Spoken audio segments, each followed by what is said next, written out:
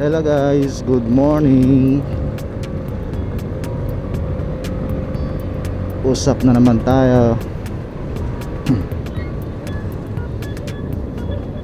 Papunta na naman ang trabaho.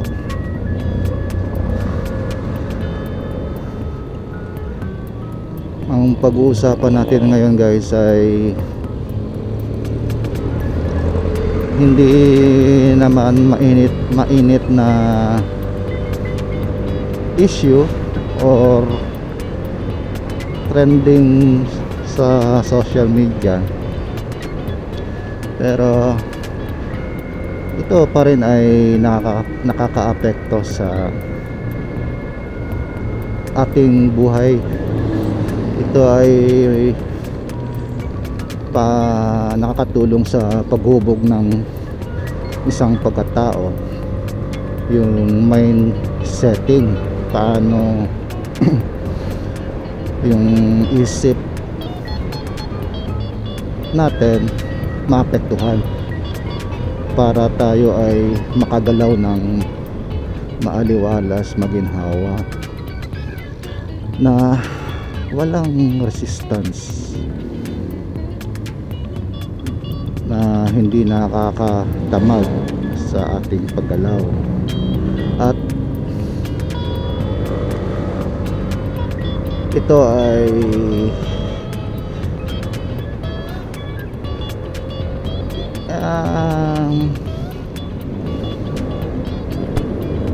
importante sa atin, no? Sa obserbasyon ko,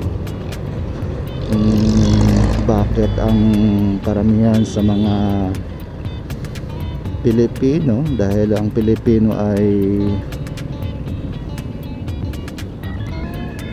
yun nga, maraming masa, mahirap, so napapabayaan ito. Akala natin hindi ito importante, pero napakahalaga ito para sa isang pamilya. Kung mapapansin natin, no, kahit sa mga palabas, lalo na sa ibang bansa, lahat ay inuuna nila ito. Ano ba ito guys? Ito ay tungkol sa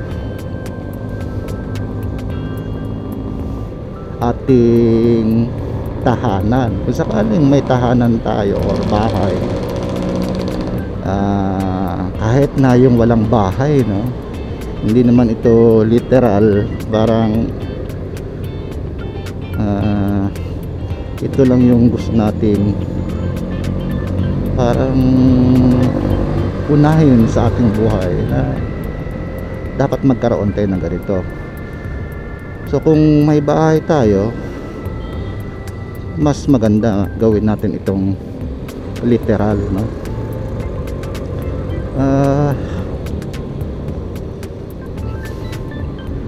Ang pag-uusapan natin guys ay tungkol sa bahay na walang kwarto. Walang kwarto guys, walang room. Ano ba ibig sabihin ng kwarto guys? Yung kwarto kasi guys ay privacy, no? Privacy ng bawat individual ng isang pamilya, no? Hindi lang yung mga magulang ang may kwarto o privacy, dapat yung may mga anak din nila, no? Dapat may mga kwarto. Kung mapapansin natin sa mga palabas, lalo na sa mga Amerikano, lahat ng anak nila, kalimitan, may mga kwarto, no? Kahit na maliit, pero may kwarto. Kasi mahalaga yun guys, sa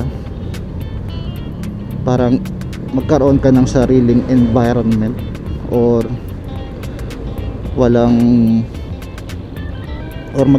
o yung isang tao pag sa isang sulok or nasa isang kwarto lang,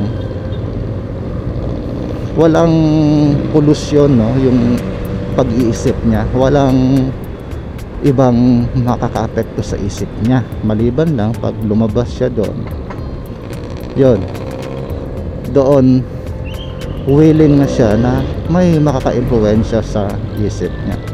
So sa isang kwarto, ano ibig sabihin, no?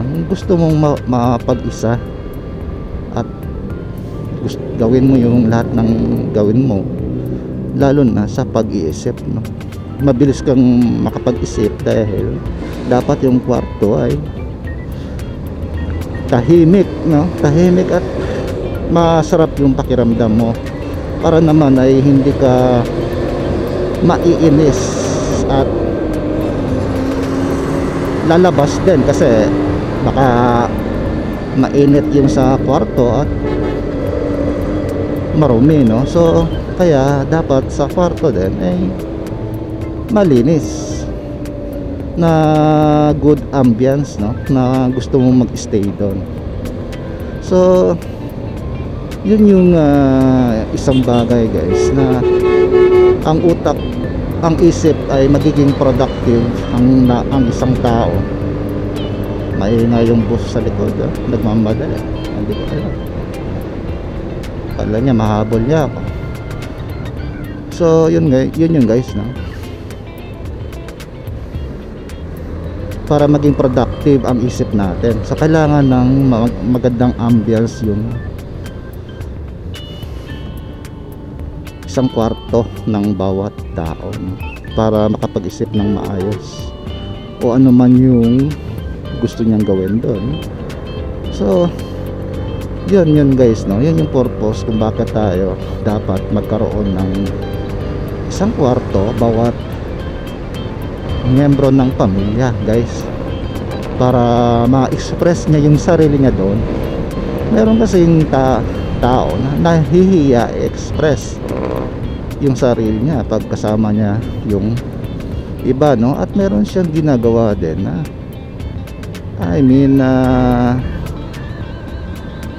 halimbawa, no, gusto niya mag-aral ng gitara. So pag nasa kwarto lang siya, paulit-ulit yung pagpapractice niya. Maingay yun, guys, maingay. So mga miyembro ng ating pamilya ay ayaw, naiirita pakinggan yun, no? So ngayon yung nagpa-practice hindi nakakapag-concentrate, no, kasi paulit-ulit siyang magtutugtog ng wala sa tono, ganun, guys, no. So kung nasa kwarto lang siya,